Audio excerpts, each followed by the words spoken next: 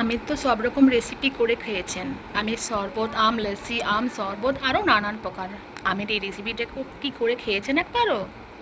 হ্যাঁ, আজকে আমি বানাবো আমের ফুলুরি। সেটা সবথেকে ফেভারেট আমার লাগে আমের এই জিনিসটা দিয়ে খেতে। নমস্কার বন্ধুরা, মানসী রান্নাঘরে আবারও সবাইকে স্বাগত। সবাই কেমন আছো? আশা করি সবাই খুব খুব ভালো আছো, আমিও খুব ভালো আছি। আমি আজকে বানাবো আম দিয়ে ফুলুরি। সবাই তো তাল ফুলুরি খেয়েছেন, কিন্তু আম ফুলুরি বানিয়ে খেয়েছেন কি? এখানে আমি মাপ করে নিয়েছি বড় এরকম কাপের 2 কাপ আটা, এবং এইরকম মাঝারি সাইজের কাপের নিয়েছি ময়দা। ময়দা নিয়েছি 1.5 কাপের মতন, আপনারা আপনাদের পরিমাপ মতন করে নিয়ে নেবেন।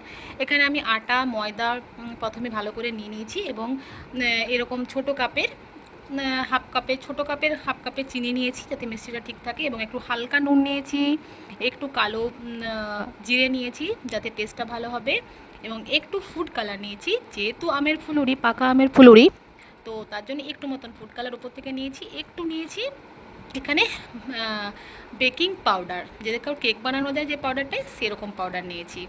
তারপরে ওগুলো সব ভালোভাবে নেওয়ার পর আমি এখানে একটু টুটি ফুটি অ্যাড করেছি, যেহেতু এটা আমি খুব টেস্টি এবং দেখতে সুন্দর লাগবে, তার জন্য আমি এটা এরকম করে বানিয়ে নিয়েছি। দেখুন আমি যখন গুলছি কত সুন্দর লাগছে। এরপর আমি 2 পাকা আম নিয়েছি। 2 পাকা আম এরকম করে গ্রেটার দিয়ে আমি ভালোভাবে গ্রেট করে নিয়েছি, রসটা বের করে নিয়েছি। আপনারা চাইলেন এটাকে কুচি কুচি করে কেটে মিক্সিতেও করতে পারেন। তো দেখুন এরকম করে নেওয়ার পর আমি ভালোভাবে আমের কাতটাকে এর মধ্যে ঢেলে পরে জল দিয়ে দিয়ে পরিমাপ করে আমি এরকম করে ঘুলে নিয়েছি। কি সুন্দর লাগছে ব্যাটারটা, দেখুন এইরকম একটু পাতলা পাতলা হবে, যাতে ফুলুরি যেরকম বানানো যায় বড়ার মতন করে। এরপর আমি কড়াইয়ে বসিয়েছি, কড়াইয়ে তেল খুব ভালোভাবে গরম করেছি, সাদা তেল। এরপর আমি একটু একটু করে বড়ার মতন এরকম করে দিতে থাকবো। আমার চ্যানেলের এই রেসিপিগুলো আপনাদের কেমন লাগে কমেন্ট বক্সে লিখতে কিন্তু ভুলবেন না। আর সাবস্ক্রাইব না করে থাকলে অবশ্যই সাবস্ক্রাইব করে আমার পাশে থাকবেন, আমাকে সাপোর্ট করবেন। আপনারা বাড়িতে অবশ্যই এরকম করে একবার বানিয়ে দেখবেন। আমের সিজন চলে যাওয়ার আগে এরকম করে বানিয়ে একবার খেয়ে নিন, খুব ভালো লাগবে।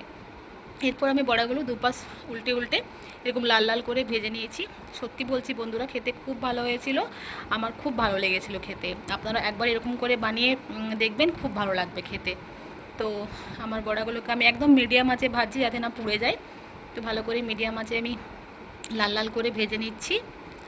আমার মায়ের রেসিপিটা খুব ভালো লাগে খেতে, তার জন্য আমি ভাবলাম মাকে বানিয়ে আমি খাওয়াই। অনেকদিন ধরে ভাবছিলাম বানাবো বানাবো, কিন্তু হয়ে উঠছিল না সময়।